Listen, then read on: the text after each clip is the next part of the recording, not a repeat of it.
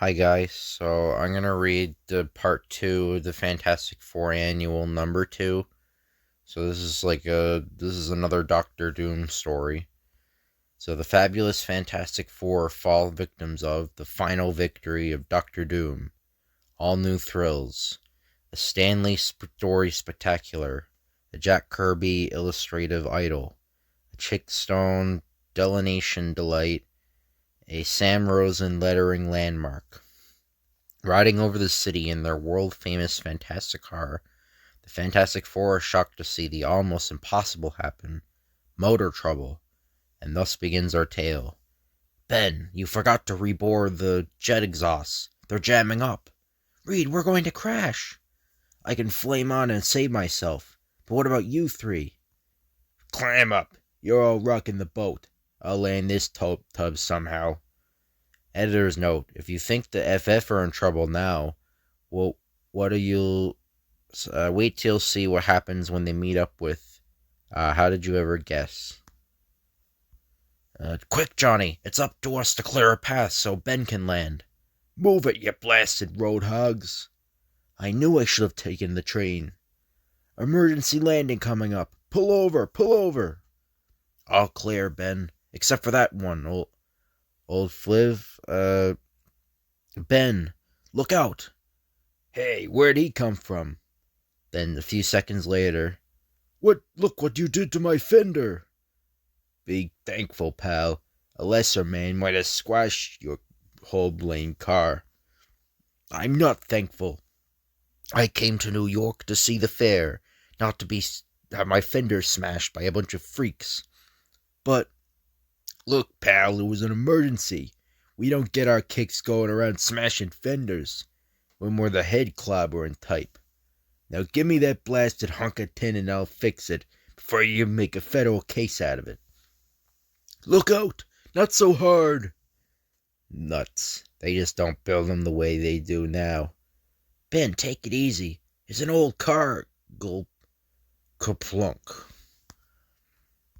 You big clumsy nut. You shouldn't be allowed to walk around loose. I'll sue you. I'll call the police and swear out a complaint.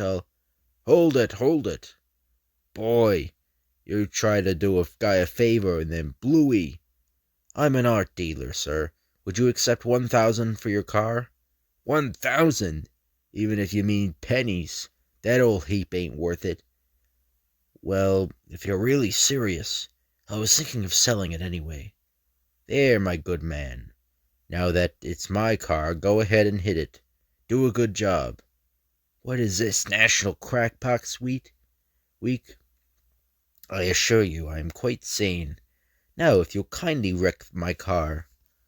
In fact, I'll pay you an extra 100 to really smash it. But hurry, I'm a busy man. Yeah, I bet you are.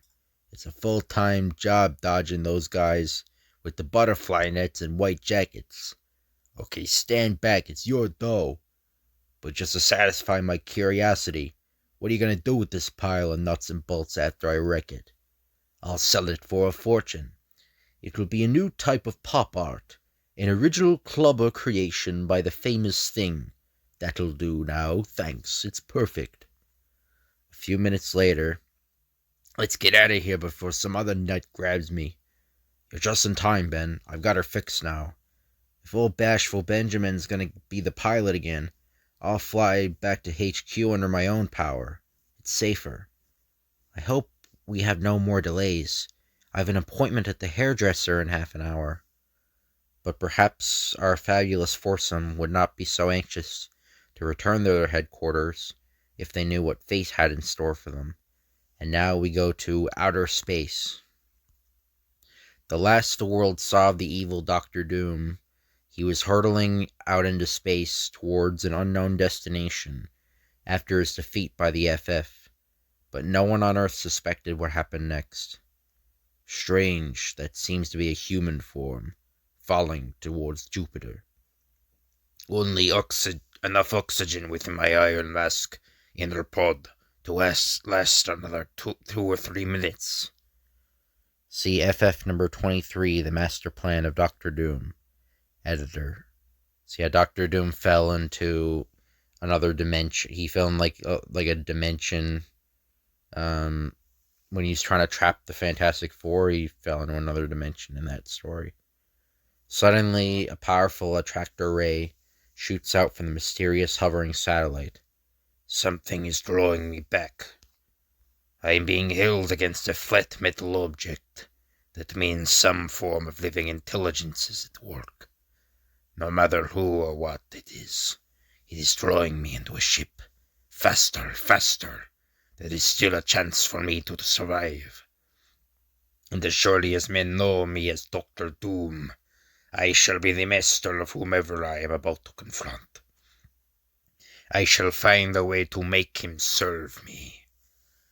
Then after the arch-villain is safely inside the air-filled floating satellite, well, I never expected to find another castaway here in space. But I like not the look of you. Make no rash move until you have explained your identity and how you came to be drifting through the void. I shall explain. Put away your weapon. It could not affect me anyway. My actual name is of no importance. What is important is that men for years have called me Doctor Doom. Of all those who walk the earth, I have possibly the most brilliant scientific brain. Save for one, Reed Richards, leader of the accursed Fantastic Four. When last we battled, I had almost destroyed all four of them. Thanks to my cunning plan, they were about to be plunged into the endless space in seconds. But due to sheer carelessness on my part, I was seized at the last instant. And with only enough oxygen in my iron mask to last brief minutes, I seemed fated to perish until you brought me here. For that reason, I shall spare your life, at least until I have learned more about you. It cannot possibly be blind chance that we have met. It must be some part of some grand design, some master plan of fate. For I too have good reason to hate the Fantastic Four. I too have been defeated by them. But the most incredible coincidence of all is, I come from the future, from the 25th century, where I was a master criminal. I have committed crimes in many centuries, using the time machine which I stole, which was supposed to have been invented by my ancestor, Doctor Doom. When the Fantastic Four defeated me, I was living 1,000 years in the past, known as Pharaoh Rama-Tut. It was they who made me flee, and I have been drifting here in space, wondering how to strike at them next. Wait, it is I who built the time travel machine. What if I am not your ancestor? What if myself went to the future? What if you are me? What if Rama-Tut and Doctor Doom are the same man? Yeah, that makes literally no sense. But I don't know. I don't know what they're trying to. I think they tried to tried to think that like Rama-Tut was like the alternate universe counterpart of Doctor Doom. But it doesn't make sense if Doctor Doom already existed. Like why wouldn't like Nathaniel Richards or Rama-Tut remember like who he was? I don't. It doesn't make. It's very confusing. It doesn't make any sense. But CFF number 19, editor. You mean you yourself might have traveled to the 25th century, taken my name, and you might actually be me? Or perhaps during one of your trips to the past, you became the gypsy who became Doctor Doom. Well, that's impossible, because Doctor Doom was a little kid. That doesn't make any sense. He was a little kid when he was a gypsy. He was a little kid, so it doesn't make any sense. We could be the same man, living in two different ages. But if we're both the same man, how can we coexist in the same moment of eternity? Time is one of the greatest mysteries of life. Even the great 20th century scientist Einstein, I believe his name was, could not completely solve the enigma, although he came close with his theory of relativity. But we have a more pressing problem now. Working together, we must defeat the Fantastic Four, and we shall do it. No, we dare not attack them together. If we are one and the same man, and either of us is slain, then the other two will perish. For I cannot live in the future if you are slain in the past, and I cannot live in the present if my other self dies at the same moment of eternity. You are right. We cannot take the risk. Therefore I shall bring you back to Earth, while I shall return to the future, so that I shall still live to carry on your fight, even though you may be destroyed. Observing the scientific marvels you possess in the ship, I can almost believe that you are really me.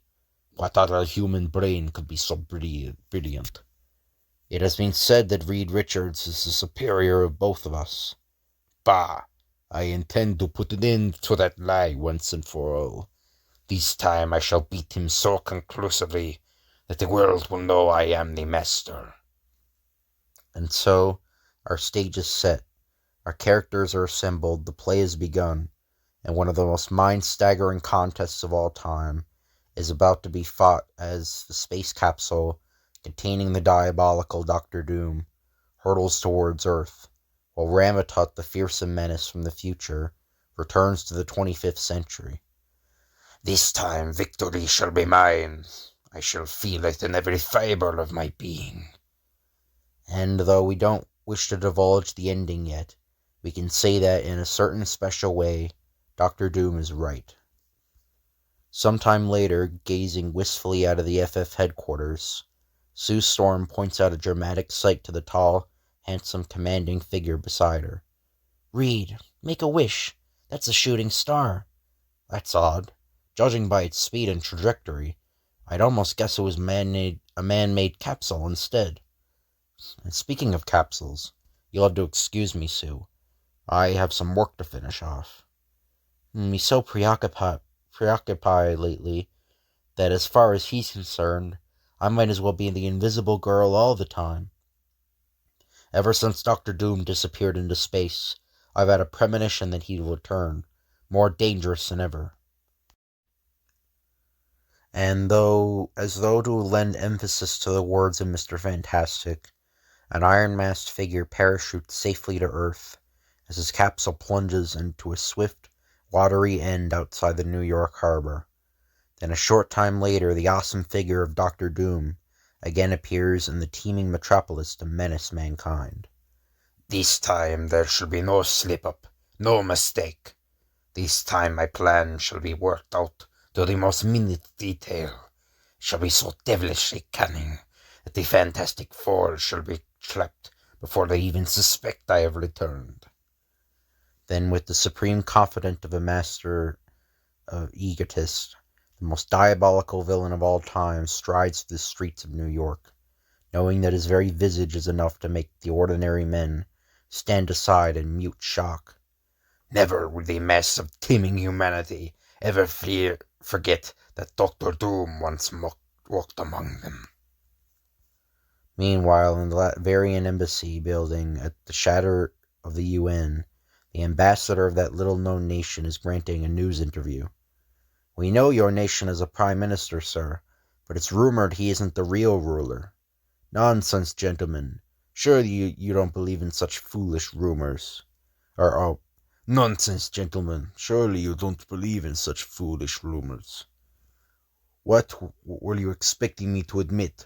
The presence of some mysterious, masked unknown tyrant who chooses to remain hidden from the world? This is not a storybook kingdom, gentlemen. It is, excuse me, the interview is over. Seconds later, after summarily dismissing the gentleman of the press, Excellency, I didn't know. I never dreamed you were here. Silence, you sniveling fool. Come in and shut the door. I have orders for you. The instructions I give you must be carried out to the letter. Do you understand? If there should be one small slip-up. Oh, no, Excellency. On my life. Exactly, Gorzenko. The slightest mistake will cost you your life. So for the next 15 minutes, in crisp, clipped, menacing tones, the master schemer divulges his plans to the quivering underling, and then, "Now repeat it to me, and make sure you are later perfect." As soon as the ambassador has finished, "Now go about your duties, Gorzenko, and remember, the eyes of Doctor Doom will be upon you. When next the Fantastic Four and I shall meet, it will be at a party, but a party such as they had never attended before, nor ever will again." And now as the web of fate draws ever closer, let's again join our colorful quartet. Ben, are you ready to test the new adhesive to be used on NASA capsules? Sure, I'm always ready. But tell me something, Big Dome. How come no matter how many nutty scientific machines you use, I'm always the one who ends up doing the heavy work? Because you're the one with all the strength, mostly between the ears. Very funny, Junior. Even ever try joking through a fat lip? Save the horseplay for later, guys.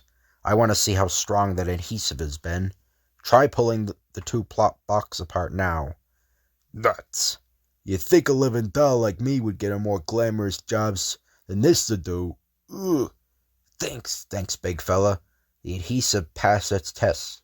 It took you almost 3 seconds to pry it apart. That means it's strong enough to hold the nose cone of a missile against the pull and stress of a blast-off. Well, what do you know? Ain't that just ginger peachy? I guess that wraps it up for today. We've all been working pretty hard. Are you kidding? I almost bust my tender little biceps while you made like a poor man's Vincent Price. All right, big fella. If it's a pat on the back you want, consider yourself patted. I rather consider myself paid, like with some real folding green. Boys, big news. We got an important invitation. An invitation? If it's to a Yancey Street block party, count me out. Oh, it's nothing like that, Ben. We're invited to an official embassy reception to be given tonight by the Latverian ambassador. We've been awarded a scientific fellowship. Yay, we're finally starting to get up in the world. After this, I may run for politics. You'll be running for the hills if you don't get that flame out of my face, you high-flying hothead. Oh, Reed, it sounds so very exciting. I got the most daring new evening gown that I've been simply dying to wear. I'm afraid... sorry. Oh, jeez. Sorry, what the fuck am I... I'm afraid this won't be your chance, honey. The invitation said we should wear our FF costumes, probably at the request of the press photographers. And so, the world's most famous team of adventurers attends the most gala embassy party of the year that night, little suspecting the true identity of the man who actually issued the invitation. You know, this ain't a bad place to visit, but I wouldn't want to live here. I bet you this room is almost as big as the whole nation of Latveria. Reed, I'm rusty on my current events. Who is the actual ruler of Latveria? They say it's the Prime Minister, Sue, but strangely enough, no one seems to be sure. Then after the ceremonies at dinner, you must try our native juice drink, made from special berries grown only in Latveria. Say when, sir. Just keep pouring, Mac. I'm a big boy now. Hey, leave some for the rest of us, Ben. It must be good, Johnny. Look how voraciously Ben is gulping it down. Don't kid yourselves. Oh, don't kid yourself, sis. That big lug'll drink anything. It is pretty good. Sort of like a king-sized Hawaiian punch. I wonder where that funny odor is, though. I must have just imagined it. So, honey, I have a strange feeling about all this. Perhaps you better not drink that juice. Too late, Reed. I just did. Why? Forget it, then. I'm probably just being overly suspicious. Tell the master that all goes according to plan. But as the evening progresses, it grows increasingly difficult to harbor any suspicions, as the mood grows more and more festive. And now, ladies and gentlemen, and honored guests, we shall have a period of dancing. Our first selection is dedicated to the lovely Miss Storm. So far, so good. Now I shall report to the master as instructed. But it is strange he should be here in person. He who has never before publicly attended any official function. Excellency, forgive this intrusion. Be advised that all goes well downstairs. And so it should, under pain of my extreme displeasure. Have all the Fantastic Four partaken of my specially prepared berry drink? All save the one known as Mr. Fantastic, Excellency. I did not see him drink, but if you wish, no matter. So long as the others did, my plan would still go forward. Return to the guests now. Dismissed. And in the main ballroom, we find, it's odd, Miss Storm. After watching him for a while, the thing begins to look normal, almost handsome. You dance divinely, Mr. Grimm. Yeah, I bet Fred Astaire ain't losing any sleep worrying about me. My, to think I'm actually seeing the famous Fantastic Four in person. If you'd like to hear all about us, Countess, come out to onto the terrace. By the way, you're a Latverian Countess, and I meant Latverian Dukes. But who are your king? Oh, we had no king. We are ruled by one who is simply known as the Master. Really? That's a new one on me. What's the real scoop about? I always said you talk too much, hothead. Why don't you just kiss her? Excuse me, Countess. I have, something to attend to. Ben, have you flipped your lid? You never talked that way before. Don't lecture me, Squirt. If you can't make any time with that chick, let a guy who can get a chance. What's happened to Ben? He doesn't even sound like himself. I better quiet him down. I hope you'd follow me in here. I've been aching to do this for months. Ugh! Quit hamming it up, small fry. I only tapped you. That does it. I can take his usual corny clowning around, but now I'm mad. Flame on! Then a very short time later, tell me, Mr. Grimm, how on earth did you become so powerful? Well, would you believe I was once a 90-pound weakling? Then some twerp kicked sand in my face. As a matter of fact, I'm still looking for that creep. Oh, what's that? Where is he? Where's that ugly, bone-headed, orange-skinned hunk of nothing?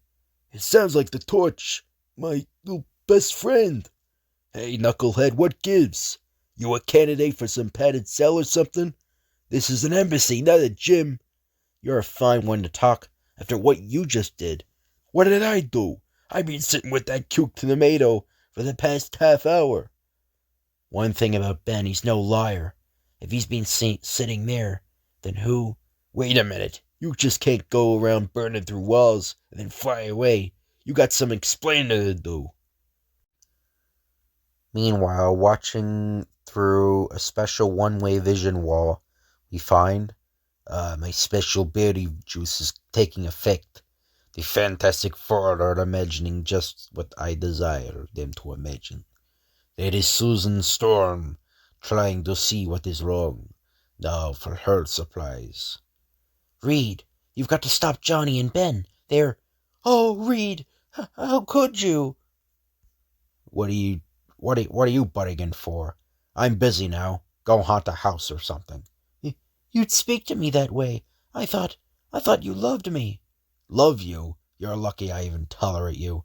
I believe in playing the field, Blondie, and don't you forget it. I never thought I'd hear you.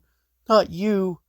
So heartbroken is Sue that she fails to notice the fact that Reed's body is partially transparent, for it isn't really Reed at all. Just as, like it wasn't really the Thing before, they are just artificially induced illusions, created through the genius of Doctor Doom. But moments later, the four flesh and blood partners meet.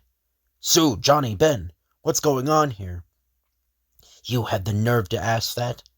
Okay, so here's where you see what happens to half-pints who tried to bug the thing. If it's a fight you want, Gruesome, you've come to the right Joe. Hey, what hit me? What doused my flame? My invisible force field, Johnny. Now, you just stop that nonsense before we all get in trouble.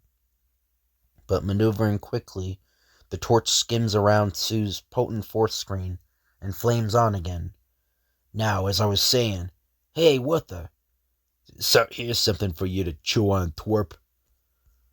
I don't know what's gotten so hot in the collar, Junior, but I know the best way to cool off a match head like you. Let me out of here. I thought you'd never ask, sonny boy. That does it. Just let me at him. Just let me at him. Sue, I've got to explain to you. I'd figure out why all of this is happening. Sue, what are you doing? You've nothing to say to me, Reed Richards. Not now or ever again. Sue, listen to me. Whatever it is that's bothering you, it isn't what you think. Sue, stay visible while I'm talking to you. I'm through listening to you, my two-timing friend. I never want to see you again. But you certainly will never see me. But honey, don't you dare honey me. It's working perfectly, just as I planned. But this is only the preliminary. The main encounter is about yet to begin. And so my final and complete victory is almost within my grasp. But what does it mean? Will I be any happier once I've defeated the Fantastic Four? No victory, no triumph can ever restore my normal face to me. No conquest can make me the man I once was. Then slowly, hesitatingly, the tormented man whom the world knows as Dr. Doom activates the concealed stud upon his finger, as though waiting to torture himself to the very limit of endurance. And as the ingenious device begins to operate, his iron face mask starts to loosen, to unseal itself for the first time in years. Until, I've done it, and it's off. And now, do I dare to look? I must. I cannot stop myself. I must. No. It's even worse than I remembered. Suddenly, the indomitable will, the iron control of one of mankind's most tragic figures, abruptly snaps. Without thinking, without caring, he does the one thing which could wreck his carefully laid master plan. Whoosh, clack. I can't bear it. I must destroy it. Drive it from my sight, from my mind. And so, events are set in motion which no one could have predicted, the results of which no one could possibly foretell. What was that? A shot. A sound of breaking glass. From the next room. At that moment, all personal problems and conflicts are forgotten, as Sue Storm returns to visibility, and the man whose heart she possesses leaps into galvanized action to protect her. Sue, stay back! We don't know what danger is waiting behind this door. And then time itself seems to hang suspended, frozen into a mad nightmarish tableau, as two incredibly powerful archenemies meet once again, face to face. Doom, then it was you, as I suspected. Richards. Yeah, sorry, I got a cold, I think. So yeah, my voices aren't. I sound really nasally, so I'm sorry about that. But Richards, we meet too soon. That means my plans must change, but the result will be the same. Sue, run! Warn the Torch and Ben. I'll hold him at bay. No, I won't leave you. He's harmed, and you're not. But we can fight back. This way. Your invisible force shield, of course. Now project it, Sue. Push it back, quickly. Towards Doom. That's it worked. Some unseen force pushed me through the window, but this is merely a temporary setback. I'll now use alternate Plan B. He's gone. Oh, Reed, I don't understand any of this. I tried to explain, darling. It was the drink they gave us. It contained a potent herb. It made us imagine the worst about each other. That's why you thought you saw me with that other girl. It's what Dr. Doom wanted you to think. It was Doom's way of toying with us, of setting us up for the kill. Reed, dearest, I've been such a fool. Not a fool, Sue. Merely a female. You couldn't have reacted differently. Yeah, it's kind of sexist. But anyway, but we haven't time to talk. Not with Dr. Doom on the loose. A few minutes later, at the edge of Central Park. Okay, useless. Let's hear you say uncle, and say it loud and clear. Tell me something, Ben. How come your parents never had any kids? They are. Ben, Johnny, hold it. Ben, don't hurt him. Nuts. Every time we get a good fight going, something pops up to spoil it. All right, who's the wise guy? Who's the wise guy? It's Reed, fella. We've no time for fun and games now. So just cool off the fastest and best way possible, like this. Hey, have a heart. I get dizzy just watching the ping pong game. And seconds later, Reed Richards explains. And that's the story, Ben. Dr. Doom was behind it all. Yeah. Oh, my aching back. Being suspicious from the start, I didn't drink my berry juice. Instead, I took a sample and quickly analyzed it. That's what put me on the right track. You know, Stretch, you may not be a glamour pants like me, but even your brains must have brains. Anyway, at least, we know who we're fighting now. Yeah, Ben, that's always a help. The three of us must never stop till Doom is beaten. The three of you? What about me? Not this time, Sue. Doom is too dangerous. I can't allow you to take the risk. Reed Richards, if your love for me is going to start making me an outsider, then I don't want it. I've always been one of you, and I always shall be. Sis has handled herself okay, Reed. The kid's right. Anyway, have no fear, Benjamin's here. Then, bowing to the majority opinion, although with a heavy heart, the valiant head of the FF leads the way back to their headquarters. Look sharp. Doom could strike at any second. Now I know everything's fine again. Reed's as big as a cornball as ever. Hold it. Our outer door is unlocked. I'll check for booby traps. Cautiously elongating his pliable arm, the master strategist slowly pushes back the door, finally revealing the awesome form of Dr. Doom. Dr. Doom! Okay, so she says Dr. Okay. Of course, it is not fitting that our final battle should be fought here. Gangway, while that big ham is busy making with the square speeches, I'm going to give him a fistful of knuckles to chew on. It's clobbering time. Careful, Ben. He'd never expose himself without some sort of protective device. Most perceptive of you, Richards. As you can see, I am somewhat adept at the creation of force fields myself. Yeesh! Bunk! How can any force field hold back my trusty old pile driver punch? Very easily, your adult brain incompetent. If that force field is the creation of a genius like Dr. Doom. Torch, grab this. It's a device I've created for just this situation. Hurry! Fly to a height of at least 1,000 feet, then trigger that rod with your Nova Flame. It'll smash any force field ever created. At 1,000 feet, my Nova Flame can't harm anyone. Okay, here goes nothing. Johnny, I forgot to tell you. Let go of that rod the instant you trigger it.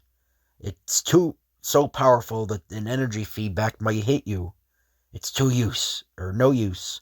It's too high. He can't hear me. I'm high enough now. I sure hope this gizmo of Reed's will work.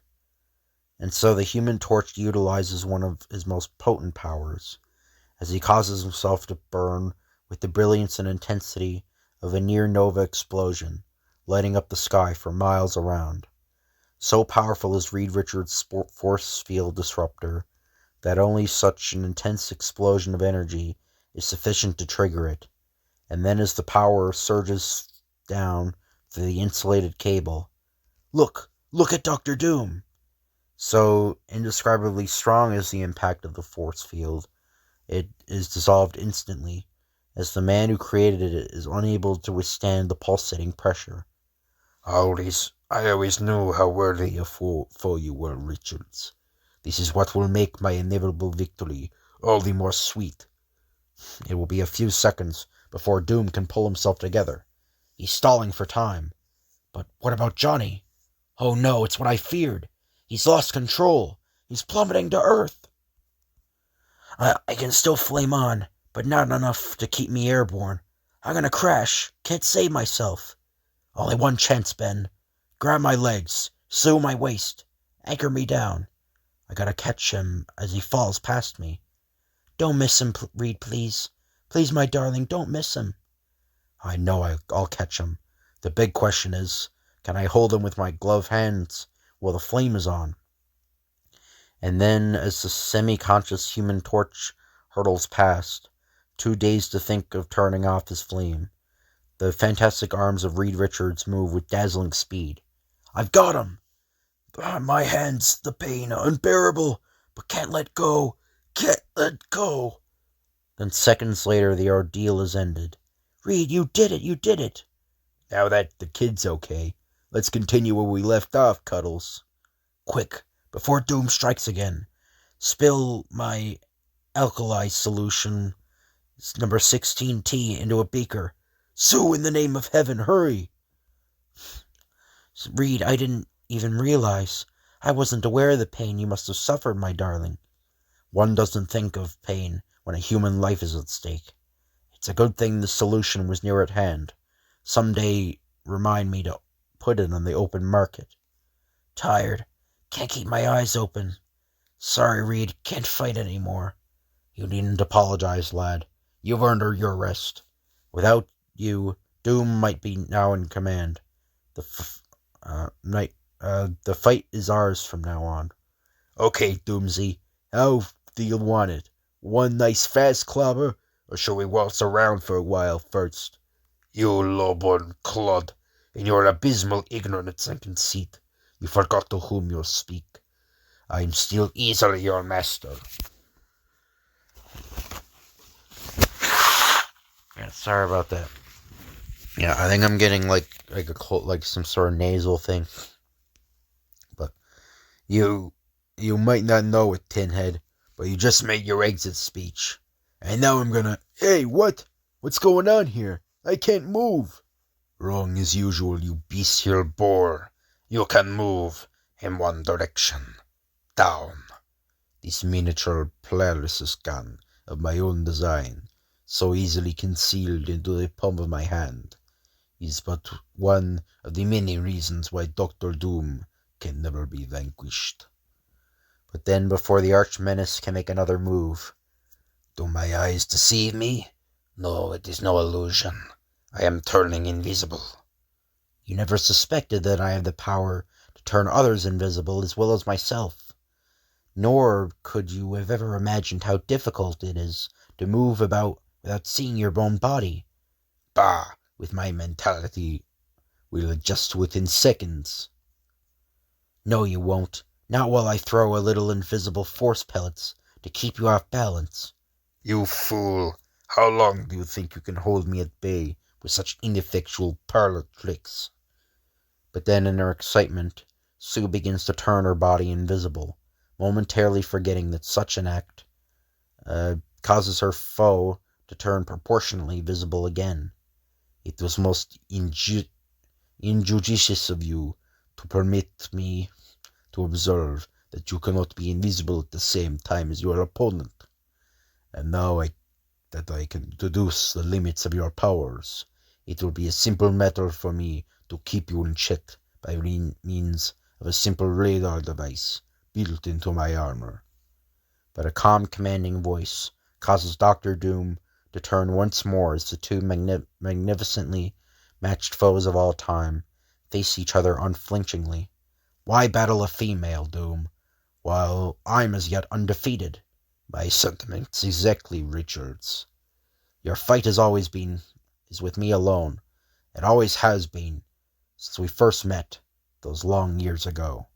I knew, Richards, even then, that you could ever be a threat to my power, but I shall remove that threat forever now. This will be our final battle, to the finish. Let's drink to it. It's agreed, then. Only one of us will leave here alive.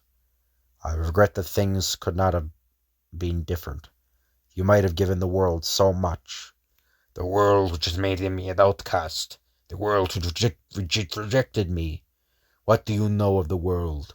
What does anyone know? Then nothing more remains to be said. We must always be foes. Drink, Richards.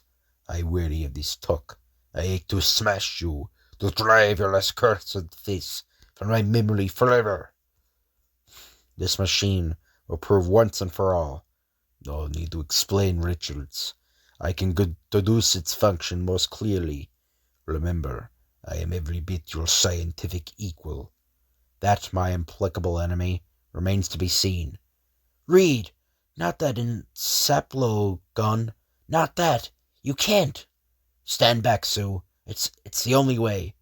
If I should lose, my darling, remember, I loved you from the first. Nothing can ever change that. Fine words, Richards, from one that is about to die. With this device set to full power, the one with the greater mentality will send the other to a timeless limbo, from which there is no return. And now, begin! Thus commences the most fantastic duel ever recorded. Two of the Earth's greatest geniuses, one a valiant idealist, the other a merciless menace, pitting the power of their two brains against each other, each knowing that the price of defeat could be death, yet each welcoming this final opportunity to prove his own superiority. Then slowly and inexorably, the mental energy generated by Doctor Doom begins to surge into the power unit, which, with greater force than that of Reed Richards. Little by little, the awesome arch-villain sees panic begin to well in his adversary's eyes, as Mr. Fantastic's very form grows dimmer and dimmer, until it fades from sight completely. I've won! He's gone! He's been hurled into limbo. I am the victor, as I knew I was destined to be. You saw it. You all saw it. Now you can never again doubt my superiority, my matchless mental power. Truly you know it is I, who am truly the master. I am no further interested in any of you. You have suffered the loss of your leader. That is enough. In my moment of supreme triumph, I can afford to be forgiving, and so I leave you for the last time. Reed, I don't understand. What did he mean by all that? I'll explain as soon as he's gone, dear. In the meantime, do you remember that toast we drank? Yeah, of course, but what? We drank the same berry juice his underlings gave us. The juice which enabled the one with a stronger mentality to create an illusion of the brain of the other. And the illusion I created in my mind was the illusion of victory. He is convinced that he defeated me. But Reed, how long will that illusion last?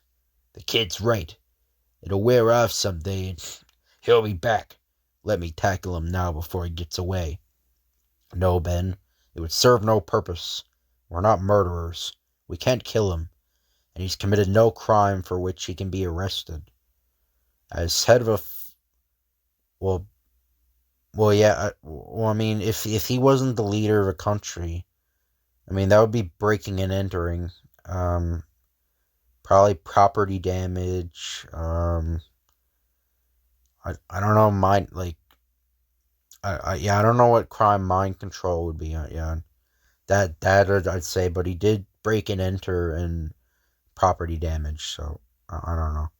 But as head of a foreign nation, no matter how small, he is entitled to diplomatic immunity in his country. All we can do is hope that he never returns, but if he does, we must stand ready to battle him again. And still, I can't help feeling pity for him. Something terribly tragic must have happened in his life to make him the way he is. Perhaps if we could learn more about his past. He will be back, more dangerous than ever. I can feel it. We'll beat him once. We can do it again. I wonder if he ever lived on Yancey Street. We hoped you enjoyed our little epic. We're sure it will come as no surprise to learn that you can continue following the dizzy doings of our famous foursome each month in their own FF mag. So, till clobbering time arrives again, face front, we love you all. The end. So that's the end of that video. I hope you guys enjoyed. If you could like, comment, and subscribe, that'd be appreciated. Thank you all for watching, and I'll see you guys later.